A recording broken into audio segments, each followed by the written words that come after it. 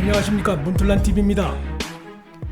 조국의 아내 정경심이 3일 오전 검찰에 비공개로 소환돼 조사를 받다가 몸이 아프다는 이유를 대며 사실상 조사받기를 거부해 8시간 만에 귀가 조치됐습니다.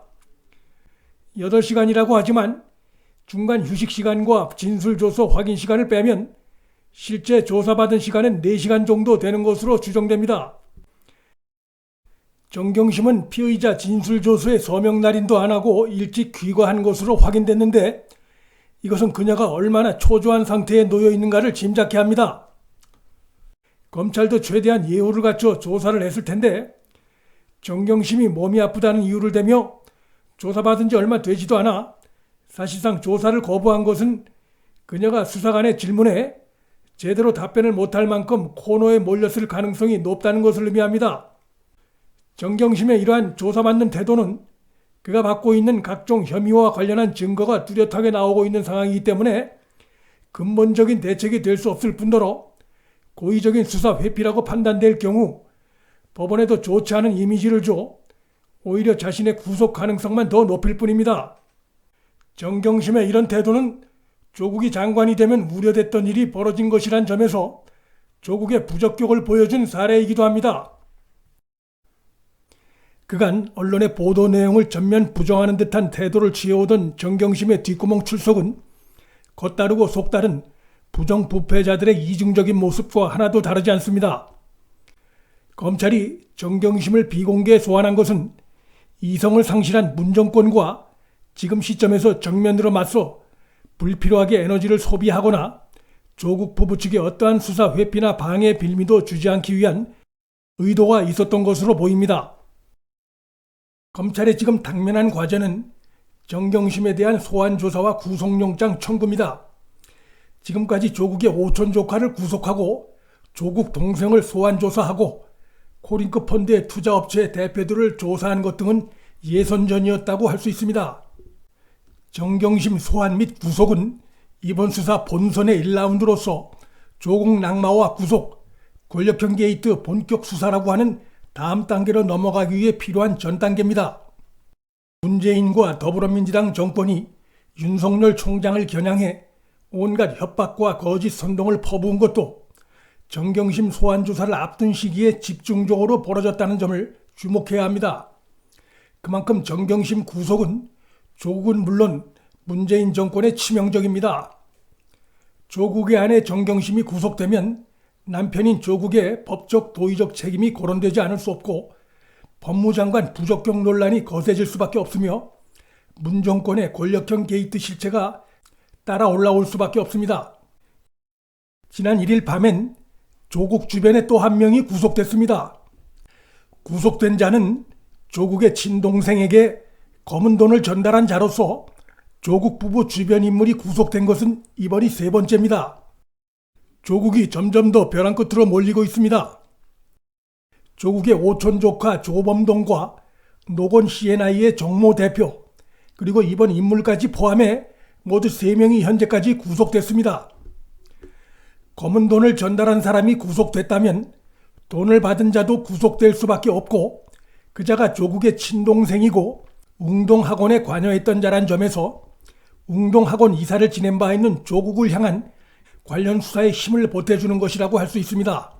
이번 영장 발부 판사는 서울중앙지법 신종렬 부장판사로 그는 지난번 조국 오촌 조카 조범동에 대해 구속영장을 발부했던 임민성 부장판사와는 다른 인물입니다. 서울중앙지법의 두 부장판사가 조국 부부 주변 인물에 대해 잇따라 영장을 발부했다는 것은 법원도 조국 부부 부패 사건을 심각하게 보고 있다는 방증이라고 할 수 있습니다. 또한 사건의 주변 인물들에 대해 영장이 발부됐다는 점에서 이번 사건 핵심부 인물에 속하는 정경심과 조국에 대한 법원의 구속영장 발부 가능성이 매우 높다는 것을 시사하는 것으로 볼 수 있습니다. 지금까지 드러난 수사 상황을 볼 때 정경심에 대해 검찰이 구속영장을 청구하면 법원에서 받아들여질 가능성이 100%라고 봅니다. 서초동 일각에선 검찰이 청와대 등살에 정경심을 불구속 기소할지도 모른다. 혹은 정경심 불구속 기소와 조국 자진 사퇴를 맞바꿀지 모른다는 시나리오가 흘러다니는데 이것은 좌파 진영이 윤석열 검찰을 음해하고 흔들기 위한 음모론에 불과합니다. 조국 자진 사태는 문정권 머릿속에 없고 윤 총장도 법과 원칙을 훼손하는 그런 정치적 행위와는 거리가 먼 인물입니다. 최근까지 검찰의 발표와 반응, 밝혀진 증거들을 종합하면 검찰은 이미 정경심 구속영장 청구를 위한 만반의 준비를 끝낸 상태로 보입니다. 따라서 정경심에 대한 구속영장이 발부되면 그때부터 이번 수사의 본 라운드, 즉 문재인 등 권력 중심부를 향한 윤석열 검찰의 보다 크고 중요한 수사가 시작될 것입니다. 조선일보 3일자 보도에 의하면 검찰은 조국이 각종 증거인멸 대책회의에 참석한 정황이 있다는 한투증권 김씨의 구체적인 진술을 확보한 것으로 밝혀졌습니다. 한투증권 김씨 진술에 의하면 정경심과 정경심의 동생 그리고 이인걸 변호사 등이 참석한 대책 모임 때 조국도 집에 있었다는 사실, 자택 하드디스크 교체 현장에서 만난 조국이 아내를 도와줘서 고맙다고 인사를 전한 사실, 정 교수를 태우고 동양대로 증거인멸을 하러 내려가는 차 안에서 정경심이 남편 조국과 수차례 통화를 한 사실이 드러났습니다.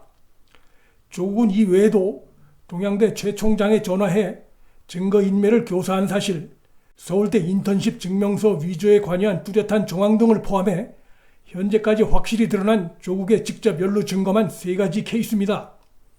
조국은 그간 펀드 비리, 입시 비리, 웅동학원 비리 등에서 자신이 직접 연루된 증거가 없다며 빠져나가려고 했지만 그 과정에서 증거인멸 교사와 방조 혐의가 3가지나 뚜렷하게 드러나면서 빠져나가려야 빠져나갈 수 없게 된 것입니다. 지금 우리 사회는 자고 나면 문재인 조국 권력의 썩은 이면을 들춰내는 새로운 증거들이 등장하고 있고 좌파 진영 내에서 뒤늦은 성토가 이어지는 양상입니다. 이들의 이 같은 뒤늦은 행동은 조국이라고 하는 썩은 급류에 휩쓸려 내려가지 않기 위한 몸부림일 가능성이 높지만 이번 사태가 정의와 공정, 사회윤리라고 하는 진영을 넘어선 이슈라는 점에서 늦었지만 당연한 것이기도 합니다. 윤석열 검찰이 외압을 잘 견뎌내고 무너진 한국 사회의 정의와 공정, 윤리적 가치관을 바로잡을 수 있는 이번 수사에 유종의 미를 거둘 수 있기를 응원하고 기대합니다. 문틀란TV 여기서 마칩니다. 구독 버튼과 좋아요를 눌러주시면 방송 제작에 큰 힘이 됩니다. 시청해주셔서 감사합니다.